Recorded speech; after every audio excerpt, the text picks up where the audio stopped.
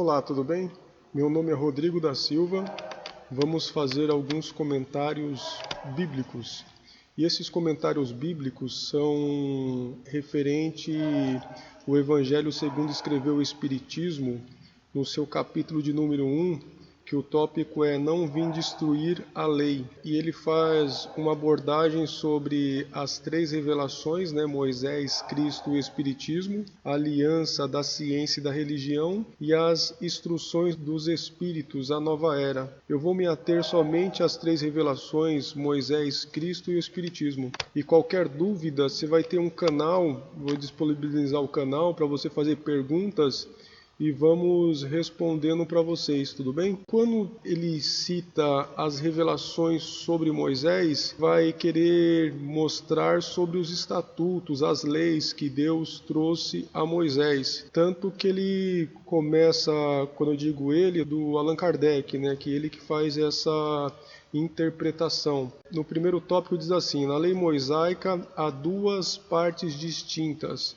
a lei de Deus promulgada no Monte Sinai e a lei civil ou disciplinar decretada por Moisés. Uma é invariável, a outra apropriada aos costumes e ao caráter do povo, que ela se modifica com o tempo. E ele continua dizendo assim: de todos os tempos e de todos os países essa lei, e tem, por isso mesmo, caráter divino.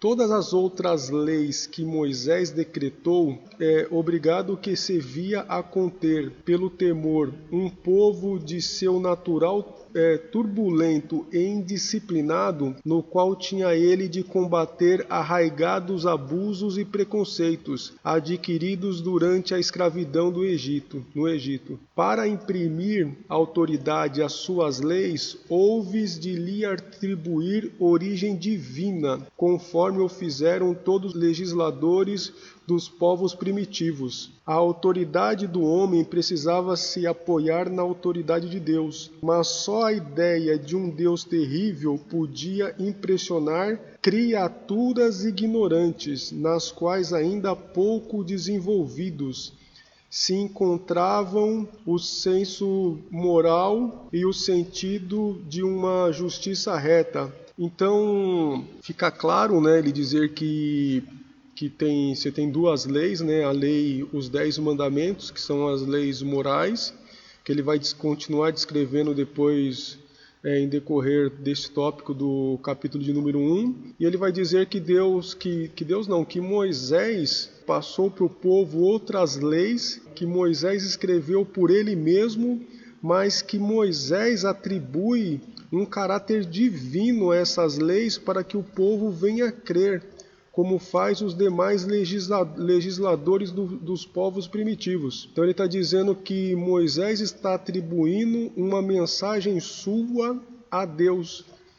Quando nós vamos ler a Bíblia Sagrada e entender um pouquinho sobre as questões das entregas dos mandamentos, primeiro temos que lembrar que o povo de Israel é uma promessa de Deus. Promessa de Deus a quem? Quando nós vemos os patriarcas Abraão, Isaque e Jacó, quando Deus chama Abraão é um homem já com 75 anos de idade. Abraão não tinha filhos, sua mulher tinha 74 anos, ela era estéril, não podia gerar. Abraão recebe uma promessa de Deus, ele vivia na Mesopotâmia antiga, em Ur dos Caldeus, era uma região politeísta. Seu pai Terá, conforme escreve o historiador Flávio Joséfo, diz que Terá era fabricante de deuses, fazia estátuas e era um grande comerciante, era um homem próspero. Abraão cresceu nesse círculo, mas um certo momento Abraão escuta a voz de Deus e Deus lhe faz uma promessa, diz para ele sair da sua terra, do meio da sua parentela, para uma terra que Deus vai lhe mostrar. Lá na frente, no capítulo de número 15, Deus continua no decorrer da história da vida de Abraão, lhe dando direções e diz para Abraão: Abraão, essa sua descendência que eu vou fazer dela grande na terra, ela vai ser peregrina, estrangeira em terra alheia e vai sofrer lá 400 anos, mas depois eu vou tirar o meu povo com um braço forte desta terra. Deus fala para Abraão, né? Farei alguma coisa sem avisar aos meus servos? Passa esses 400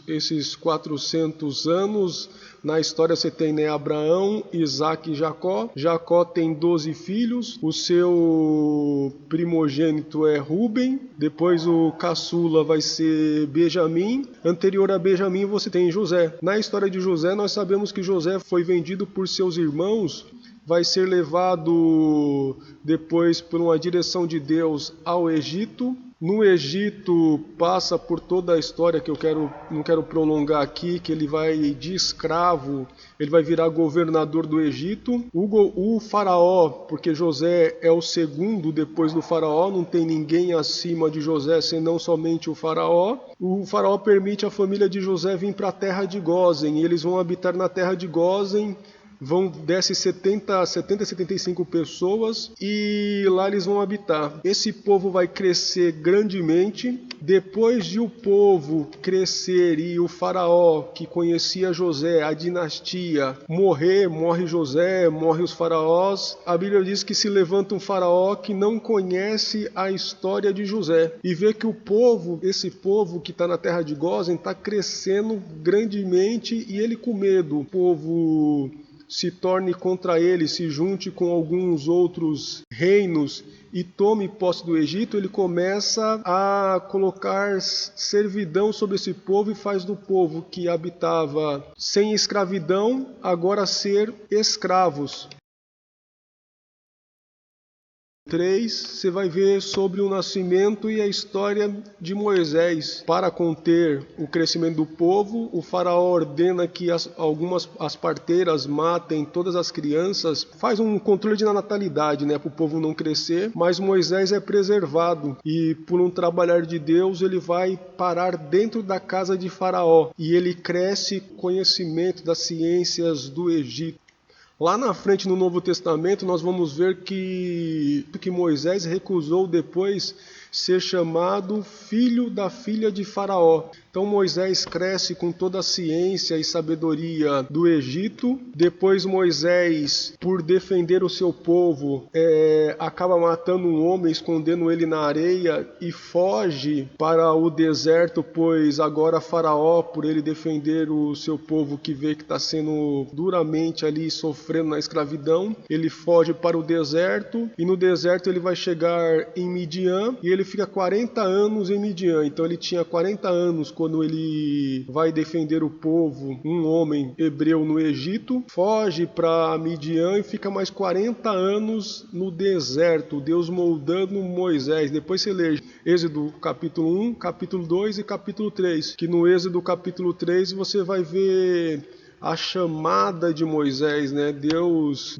chamando Moisés apacentava o rebanho do seu sogro Jetro, né? Um sacerdote de Midian, e Deus aparece para ele numa revelação e fala para ele: eu sou o Deus de Abraão, de Isaac e de Jacó, chamando Moisés para voltar para o Egito. Quando Moisés volta para o Egito, tira o povo, você vai ver as questões das pragas, né, que Deus envia as 10 pragas. O povo sai do Egito. Quando o povo sai do Egito, percorre durante 3 meses até chegar ao pé do Monte Sinai. Quando o povo chega ao pé do Monte Sinai, Deus agora que livra este povo do Egito, vai lhe dar estatutos e leis. Por quê? Porque o povo era regimentado pelas leis do Egito. Ezequiel vai dizer que o povo no Egito acabou se afastando um pouco de Deus, não todos, né, mas uma parte se afastou de Deus e começou a viver as idolatrias no Egito, dos deuses egípcios. Tanto que as 10 pragas, se você fizer uma pesquisa, é Deus mostrando que ele é maior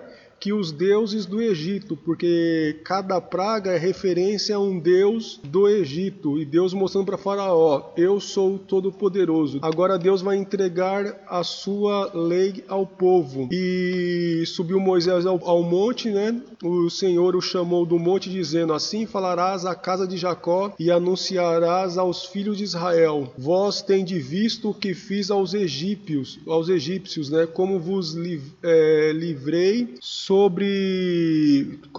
levei sobre as asas de águas e vos trouxe a mim. Agora, pois, diligentemente ouvirdes a minha voz e guardares o meu concerto, então sereis a minha propriedade peculiar dentre todos os povos, porque toda a terra é minha, e vós me sereis reino sacerdotal e povo santo. E essas são as palavras que falarás aos filhos de Israel. Senhor, você pega lá Êxodo, capítulo de número 19, versículo 9, e diz o Senhor a Moisés: eis que vos virei a ti numa nuvem espessa para que o povo ouça, falando eu contigo, e para que também te creiam eternamente, porque Moisés tinha anunciado as palavras do seu povo ao Senhor. Então Moisés era um mediador, foi um mediador entre Deus e o povo, e Moisés levou o povo para fora do arraial ao encontro de Deus, e se puseram ao pé do monte. E todo o monte Sinai fumegava, porque o Senhor descera sobre ele em fogo, e a sua fumaça subiu como fumaça de uma fornalha. E todo o monte tremia grandemente, e ao sonido da trombeta ia crescendo cada vez mais. Moisés falava e Deus lhe respondia em alta voz no pé do monte. Esse foi o início, quando o povo chega no pé do monte. Deus fala para Moisés: Moisés, agora eu vou lhe passar os estatutos, você vai santificar o povo vai chegar no pé do monte, que o povo não suba no monte, fique no pé do monte, vão ter que se santificar para ouvir a minha voz. Não deixe ele subir para que alguns não pereçam, aqueles que não se santificaram não viessem a morrer. Deus fala para Moisés subir, Moisés sobe, passa os decretos para Moisés, Moisés desce e fala com o povo, e o povo ouve a voz de Deus, porque Moisés fica nessa intermediação, né? Conversando com Deus no pé do monte. Aí Moisés desce, conversa com Deus no pé do monte.